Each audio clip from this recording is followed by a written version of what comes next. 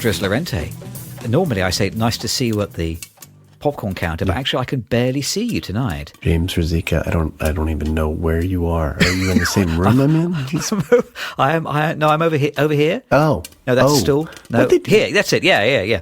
What happened? Did they not they didn't pay the electric bill or something? There's no light. I wonder whether this is something that happened at a few of the hospitals I worked at many years ago. Someone figured out that if you took half of the light bulbs out, then you could save on your electricity bill. And I think they've just done that to the nth degree. I think they've taken almost all of the bulbs out. They're still paying for the popcorn machine, so at least that's about the only light in the whole room. But it's funny because if you look over there in the distance, super bright. And then we are here in shadow. In shadow. Well, this reminds me of what I like. One of the original appeals of noir cinema. So I think, didn't noir really take off during the Second World War because it was cheap to make? Because you don't have to dress the sets that you don't light. That's right. So if you make the film largely in darkness, then you can just get away with not really dressing the sets. Everything is dark. Put a couple of spotlights here and there, and that'll be fine. It's good cost saving. Yeah, that's efficient. Very efficient. Efficient. Yep, absolutely. Economical. I was thinking like noir is probably. Do you agree with this? Like one of the most enduring genres in all of cinema. I was trying to think. Well, what genres have been there from the start? Yeah. And are still being made. I mean, with the exception, it'd be science fiction. So science fiction, emerged at the very start of narrative filmmaking, and it is still financially the most successful genre. But I think once you discount that, I think film noir might be the most consistently represented film form in the history of cinema. I mean, there's like westerns have come and gone, and musicals and sword and sandal pictures. Like big screen comedies were big for a while. Rom-coms were big for a while. Thrillers kind of come and go. I suppose horror is evergreen. I guess I'll give you that. Horror has lived on.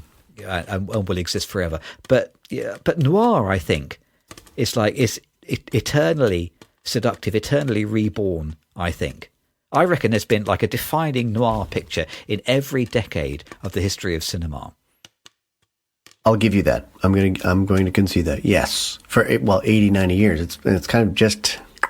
It's one of these things that is as old as cinema, right? I mean, you can't have. I guess the German abstract art movement is kind of noir-like, and I feel like that's, again, kind of the same time. And then, but you figure like in literature, is there old noir in literature? I don't think so. I think it's really a product of visual arts and film, and specifically 20th century. So it's born with cinema, I think. Oh, that's good. You're right. Detective books, I think, probably arrived about the same time as cinema. Yeah, like Homer is sword and sandal, right? Science fiction even predates that because I think a lot of Jules Verne talking about going to the moon. So I think it actually is really a product of cinema. That's the thing. Ah, good. Maybe. I was trying to figure out whether I could make a list of a noir picture from every decade. The earliest one I could convince myself was a noir picture, which I've actually seen, is The Lodger, which is I think the first Hitchcock feature. Yeah, that's right. Yeah. So it's a silent film, and it depends a lot on sort of darkness and being unable to see. I think because a lot of it is set in the London fog. Yep. This is like a really important plot point that they can't see the murderer because it's too foggy. But I think all the themes of kind of, like urban decay and darkness, fear, violence, it's all there in The Lodger in 1927. So that is quick maths failure, 98 years ago. So 98 years of noir pictures. But I think basically they've continued to be made. They've changed a little bit. And if we count Honey Don't as a noir picture from 2025, then we are still making noirish pictures. And even things, I don't know whether, John Wick, I've only seen one of those pictures, but I wonder whether there's a kind of action noir at work there. So, it's still an active part of the genre. Yeah, and it's 100 years almost exactly. So, yeah, I think so. I mean, I don't know all my decades that well, but I could think of Chinatown, clearly a noir film. Right, yes, okay, 1970s. Which that was 70s, wasn't it, Chinatown? We talked about Big Lebowski and some of the Coen Brothers films from the 90s, even maybe 80s, being noir films. Yep. I mean, Blade Runner, which we watched. Yeah, there you go. Like, 2 or 3 months ago. Yeah, early 80s, and that's like sci-fi noir, but yeah, it's more noir than sci-fi. Yeah. Brick, which was a film I didn't really like that much, but that definitely feels very, again, LA. There's something very LA about noir too, I guess. There is. Blade Runner is Los Angeles, isn't it? I mean, it is. So much film is about Los Angeles, but I don't know if it's the theme of urban decay, which Los Angeles somehow lends itself to. Funny that. Funny. Yeah, Brick 2005 I think. So okay. Yep. So that's early 21st century. 2010s. I'm trying. Did you already think about that one? Did you write something? Well, down? we've talked about this before. I put a couple for the 2010s. One is Nightcrawler. Yeah. Oh, yeah. Definitely. Which is as black and noir as I can think of from this century. Also Los Angeles. Yes. Yeah, it is. And then the other kind of 2010s noir film is a Mike Primmer film, The Girl with the Dragon Tattoo. Oh, yeah. The David Fincher film. Yeah. Which Prim did the sound for, and again that's also sort of urban decay, sex, violence happens in the dark. It's it's very noirish. Turning the clock back a little bit, so Taxi Driver, would you count that as a noir? Probably, yes. And which is 1976, and then The Long Goodbye, which is another adaptation of a Chandler novel, 1973. That's definitely noirish, and that has that same kind of sun-bleached noir feel as Honey Don't last week. So far as there's quite a lot of hanging around on beaches and some sunshine and stuff, and yet it remains noirish. And then you've turned back the clock a little bit more than that. Touch of Evil. Oh. I think we've seen so many noir pictures on the pod. Rafifi. Yeah. Those are both 1950s. Yeah. And then things like Big Sleep, 1940s. And then you go back to the 1930s. Scarface, I think, probably counts as a noir film. Mm-hmm. So they have been made and continue to be made. Why do you think that is? Before we talk about that, if you don't mind, we're sitting here in the dark anyway.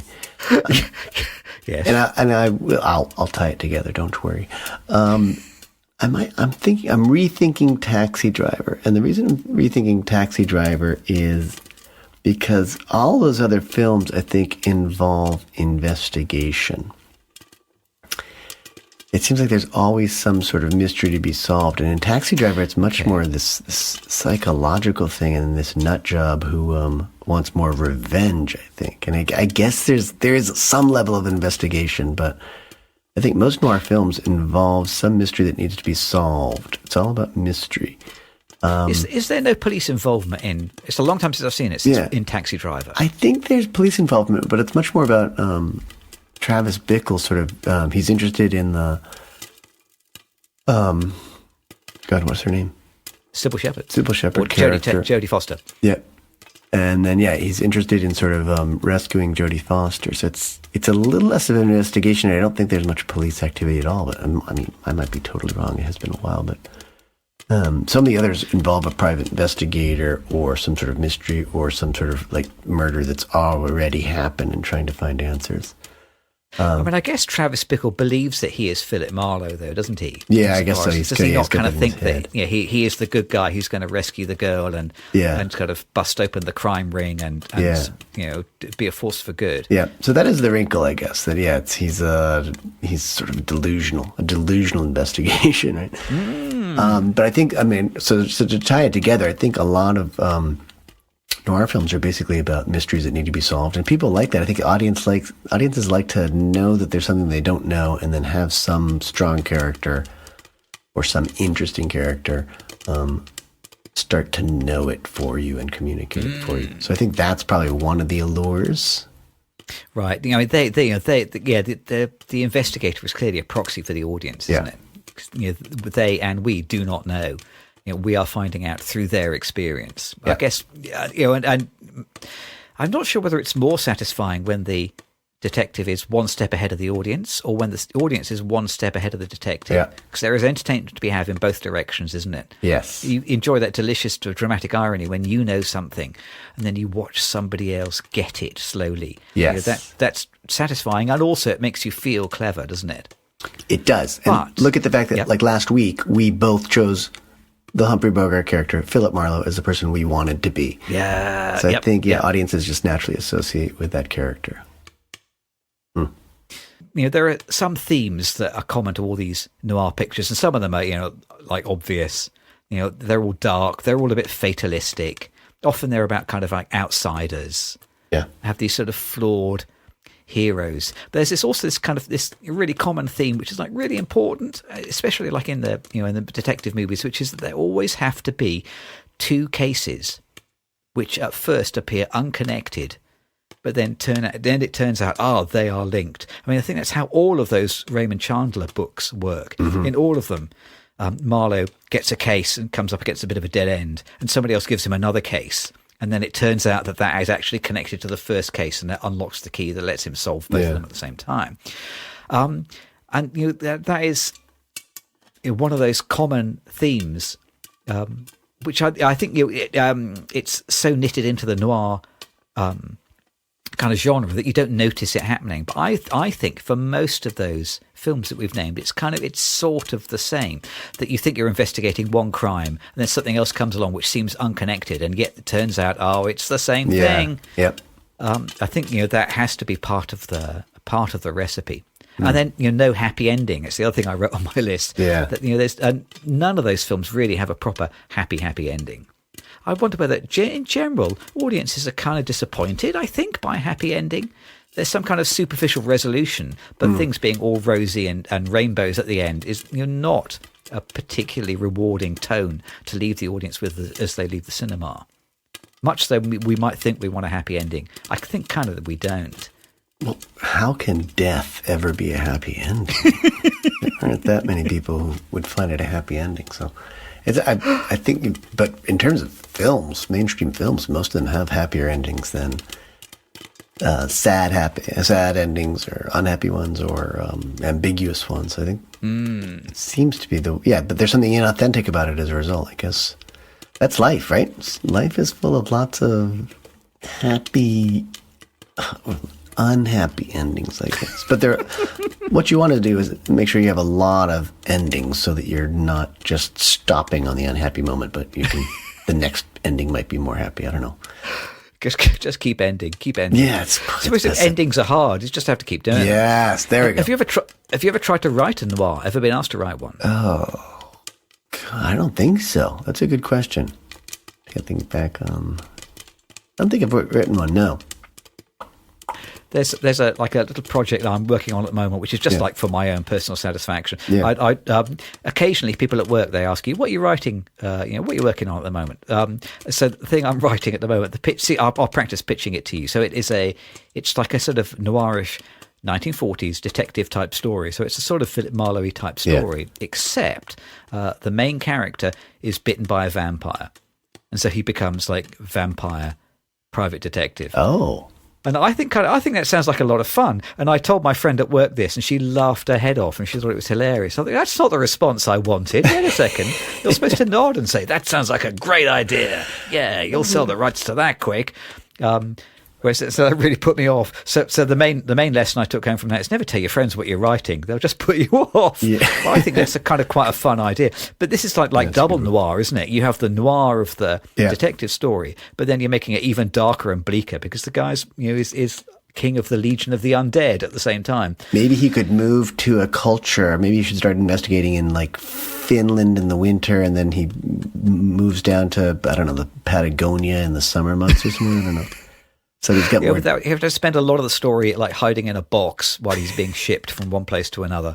There's potential there. You have to get the rules right though. That's the tough things. You got to figure out what the rules are and how he does get his job done. But rules-based storytelling is so fun, isn't it? Because once you figured out what the rules are, then it gives you a playground to enjoy. Yeah, I'm not laughing at all. I'm saying do it. Keep writing. Do it. Write it in blood just to get that authenticity there. It does feel like like noirs, should remain relevant because if they do have this theme of corruption, urban decay, evil going unpunished. Well, when has there been a time in the last 100 years when that hasn't been relevant? Yeah. That has always been the story of civilized life, and probably always will be, I guess. Yeah. Well, here's the, I don't know, this is maybe a ridiculous take on the whole thing, but to a certain extent, I think noir is about the great unknowns, the big sleep, as it were, right? Like noirs are very much about death, and I think on some level religion, this stuff that we don't know after we die. And just all these mysteries, these unknown things, and that's, for me, that's like religion is very often an assistant to try and understand the world. And I think noir is very much about understanding a really bleak or unclear world.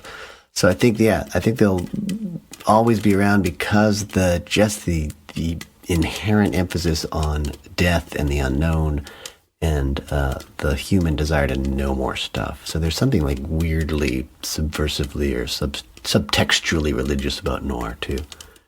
I don't know. Religion seeps into so many different aspects of storytelling. It's like it's so useful just to be familiar with a few Bible stories, simply because they recur again and again and again, aren't they? They're like the fundamental jigsaw pieces. Yeah. Well, for so much of Western civilization in particular, it's the first stories right there. Yep, exactly. Stories get retold again and again because they are so fundamental. So not surprising, I guess, that noir also draws from religion. Does that make Philip Marlowe Jesus then, do you think? I mean, he does kind of come back from the dead, I suppose. He gets beaten up and shot, doesn't he? And yet he lives on.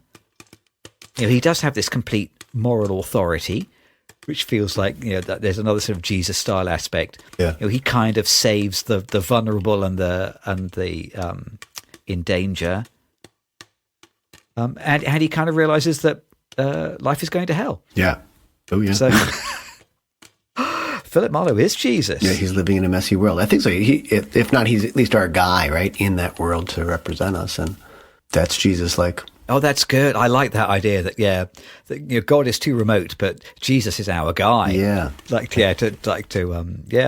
good. God, there's a lot there. See, there's a lot of good religious stuff that you can incorporate into storytelling. I think so. Oh my God, don't tell me I have to read the Bible for next week's podcast now. Which is not an easy read. I kind of always get bogged down in that middle section. Oh man, I gassed out. I think it was either Numbers or Deuteronomy. I mean, just could not get through those books, and then someday I'll go back. I'll just have to get like a much easier version of it, maybe. With some editing. Just get ChatGPT to summarize it. I think God, is what I would do. That's a long summary. I mean, the alternative, the artificial intelligence uses a lot of electricity, so I think that would. If people start doing that, the electrical systems and grids are just going to go down.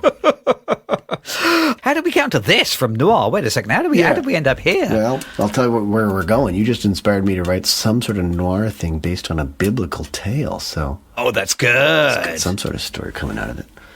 Oh yeah. Oh, that's good. I tell you what else seems biblical is Spinal Tap. Oh. We need to get out of the popcorn counter before they turn even more lights off, and then we can't find the fire exit. Yeah. Well, can they even project a film in this kind of darkness?